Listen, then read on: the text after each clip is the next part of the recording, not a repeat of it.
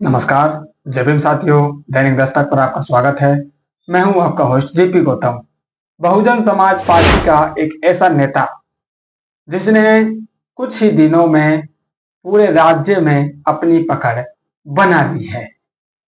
उस नेता का नाम है विश्वनाथ पाल। विश्वनाथ पाल ने अखिलेश यादव से लेकर राहुल गांधी तक की नींद उड़ा रखी है। इसके साथ साथ जो क्षेत्रीय दल हैं जिन्होंने बीजेपी के साथ मिलकर चुनाव लड़ा है, कुछ महागठबंधन में भी चले गए थे, उन सभी को धुकधुकी लगी हुई है। यानी कि वो सोच रहे हैं हम बहन जी से तो पीछे निपटेंगे, लेकिन इस विश्वनाथ पाल से कैसे निपटे। इन्होंने कुछ ही महीनों में बहुजन समाज पार्टी की तरफ माहौल बना दिया है। कैसे कैसे का जवाब आपको देंगे, और दूसरा जवाब आपको यह भी देंगे कि बहुजन समाज पार्टी का ये नेता हजारों लोगों के साथ आंदोलन में जाता है, पुलिस प्रशासन से बात करता है, प्रशासन के सामने अपनी मांग भी रखता है, पुलिस से उसी तरह से बात करता है जिस तरह से अन्य लोग बात करते हैं। लेकिन एक अनुशासनहीनता की घटना आप नहीं देखते हैं। लेकिन जब अन्य नेता वहां पर जाते हैं न्याय मांगने के लिए, पता नहीं कौन सा न्याय वो मांगते हैं जो आज तक पूरा नहीं हुआ है, जब वो न्याय मांगने जाते हैं तो वहां पर कभी एफआईआर हो जाती है, कभी तोड़फोड़ हो जाती है, कभी पत्थरबाजी हो जाती है। इस सब से विश्वनाथ पाल कैसे बचे हुए हैं, इस बारे में भी आज चर्चा करेंगे। मामला यूपी का है, थोड़ा सा पुराना है, लेकिन इतना भी पुराना नहीं है कि आपकी याददाश्त से वो निकल जाए। बहुजन समाज पार्टी ने कई दिन पहले ये मीडिया में बता दिया था कि बहुजन समाज पार्टी के नेता वहां पर जाने वाले हैं। बाकायदा उन्होंने प्रेस रिलीज करके ये बात मीडिया को बताई थी। इसका मतलब यह है कि बहुजन समाज पार्टी ये देखना चाहती थी कि जब हम पहले कॉल करते हैं कि हम वहां पर जाएंगे तो किस तरह का माहौल रहता है और किस तरह से हमारे नेता इस भीड़ को कंट्रोल करते हैं। हालांकि बहुजन समाज पार्टी के नेताओं को भीड़ कंट्रोल करने की जरूरत नहीं रहती है, क्योंकि भीड़ अपने आप ही कंट्रोल रहती है। वो बहुजन समाज पार्टी जो अनुशासनहीनता बिल्कुल बर्दाश्त नहीं करती है, उस पार्टी के समर्थक हैं, कार्यकर्ता हैं, पदाधिकारी हैं, और अपने नेता को, जिस नेता को उन्होंने आदर्श माना है, उसकी ना सिर्फ बातों को वो मानते हैं बल्कि जो काम वो नेता करके दिखाती है उस काम को भी वो अपना आदर्श बनाए हुए हैं। विश्वनाथ पाल वहां पर जाते हैं, जैसा उन्होंने कहा था कि 12 जुलाई को वो जाएंगे। मामला है बलिया का। वहां पर एक गांव है टुटवारी। टुटवारी वो गांव है जहां पर एक दलित बालिका के साथ दुष्कर्म होता है और उसकी निर्मम हत्या कर दी जाती है। उसको न्याय दिलाने के लिए और सख्त से सख्त कार्रवाई जो दोषी हैं उन पर हो और परिवार को आर्थिक संबल मिले, इसलिए वो वहां पर जाते हैं। परिवार की पार्टी की तरफ से आर्थिक मदद वो वहां पर करते हैं और प्रशासन से ये मांग रखते हैं कि 1 एकड़ जमीन पीड़ित परिवार को दी जाए। दूसरी मांग वो रखते हैं 1 करोड़ आर्थिक मुआवजा परिवार को दिया जाए।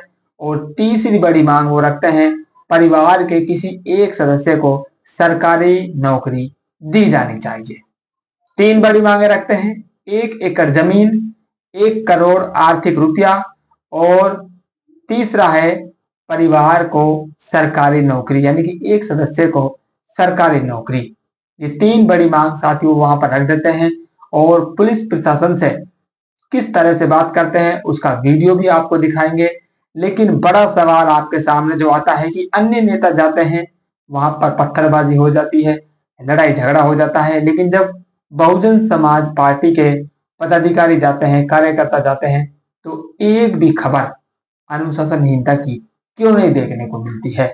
तो साथियों, इसका जवाब सीधा सा है, बहुजन समाज पार्टी अनुशासनहीनता बिल्कुल भी बर्दाश्त नहीं करती है, चाहे छोटा कार्यकर्ता हो चाहे बड़ा कार्यकर्ता हो। यहां तक कि आपको याद होगा बहन जी जब सत्ता में थी तो वो किस तरह से अपराधियों के साथ निपटती थी। आपको एक किस्सा याद होगा किस तरह से उन्होंने अपने एक विधायक को अपने आवास पर बुलाकर पुलिस के हवाले कर दिया था। तो अनुशासनहीनता बिल्कुल भी बर्दाश्त नहीं है।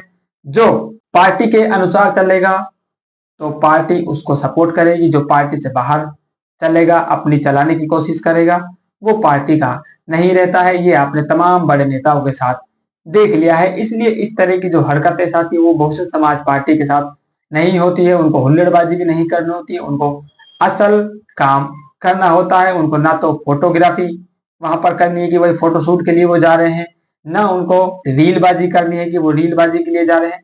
वो जिस काम के लिए जाते हैं उस काम को वो वहां पर पूरा कर आते हैं।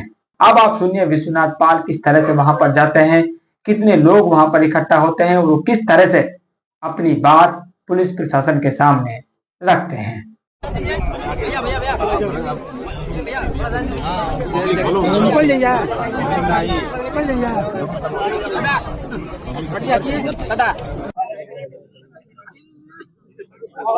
अच्छा, आप क्या करते हैं?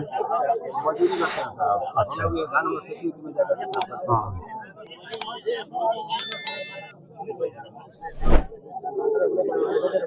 शंकर भाई। अच्छा, बेटे सब घर ही पे रहते हैं?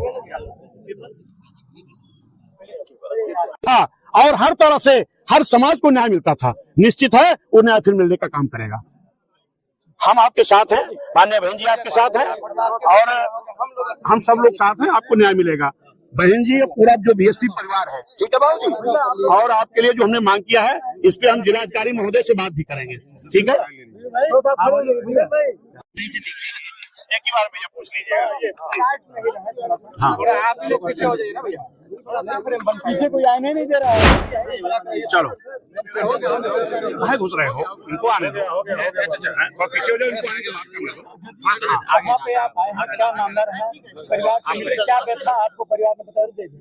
देखिए, इस परिवार के साथ लगभग 29/9/2024 को भी एक घटना हुई थी।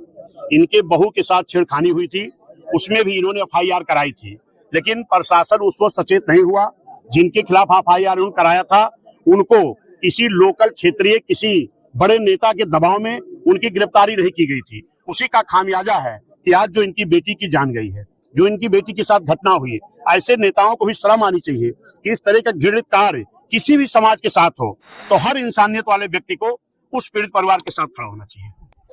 परिवार ने क्या नए परिवार ने जो हमको बताया है, हमने माननीय मुख्यमंत्री जी से मांग किया है कि इनके परिवार, क्योंकि बहुत गरीब परिवार है, इनके परिवार को कम से कम 1 एकड़ की जमीन मुहैया कराई जाए, क्योंकि गरीब परिवार है। इनकी बेटी भी छीन गई है और उसके साथ बहुत बड़ा अन्याय हुआ है, उसकी हम निंदा करते हैं जो इनके परिवार के लोगों की तरफ से, क्योंकि इनकी मांग है वही मांग मेरी है। इनके परिवार अपराध के बाद अपराध हुआ है, नहीं, वही बात तो मैं कह रहा हूँ कि अगर इसको प्रशासन संज्ञान में लिया होता तो ये नहीं होता। तो जो इनके परिवार के लोग जो हैं, इनकी जो मांग है कि 1 एकड़ की जमीन, एक बेटे को नौकरी, 1 करोड़ रुपए आर्थिक मदद, सरकार को माननीय मुख्यमंत्री जी को संज्ञान में लेना चाहिए। और मैं माननीय जिलाधिकारी महोदय जो यहाँ के हैं उनसे भी मैं ये कहूंगा कि वो भी आकर के परिवार के दर्द को सुने, उनको निजात करने का काम करें। कार्रवाई किस तरीके की होनी चाहिए? निश्चित है कि जो भी मुलजिम है गिरफ्तार हो गए हैं, लेकिन गिरफ्तारी एम ने कहा ना, जो पहले घटना हुई थी, अगर ये पहले हुआ होता तो ये घटना न घटती। अब मैं माननीय यहाँ के जिलाधिकारी महोदय से बात करूंगा और उनसे मैं ये कहना चाहता हूँ आपके माध्यम से भी कि वो आकर के इस पीड़ित परिवार उनके माँ बाप से मिले और जो इनकी मांग है उसको पूरी कराने का काम करें। नहीं, सरकार का पूरी तरह से, सरकार का इकबाल खत्म हो गया है। पूरे उत्तर प्रदेश में जंगल राज कायम है। इस सरकार से आम जनता सहमी हुई है, आम जनता को न्याय नहीं मिल पा रहा है। माननीय अध्यक्ष जी, ठीक है,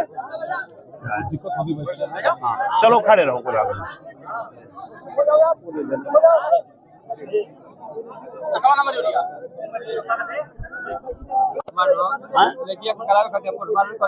हाँ, आएगा ही नाम के चार दिन बनेगा ही नाम के, ही नाम का डबल कर दिया, एक आदमी के निकल। अच्छा, नामजद 4 हैं, एक आदमी डबल नाम है, तो वो नहीं हो सकता है। अच्छा,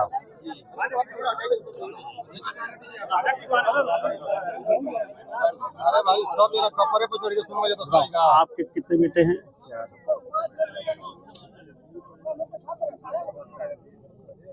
बड़ा वाला क्या साल का है? नियर अबाउट में बताओ, अंदाजा बताओ। 25 साल। बड़े वाले अच्छा, दूसरे? दूसरे 22। अच्छा, और तीसरा मान लें कि 18। बेटे ही हैं सब? एक ही बेटी थी? हाँ, सबसे छोटी बेटी थी। ये छोटी थी। ये 4 25 साल लड़का, बड़ा एक है, लड़की। हाँ। 22 साल, फिर 18 साल के, फिर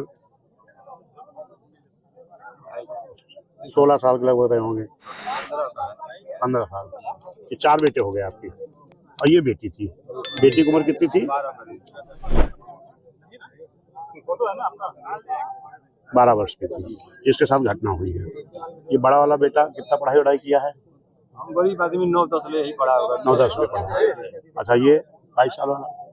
अरे यही तीनों यही पढ़ा है। हाई स्कूल इंटर तक पढ़े हैं। अच्छा, 12 अच्छा अच्छा। जमीन कितनी है आपके पास? हमारे पास एक मंडल है। एक भी नहीं है, मजदूरी करते हैं।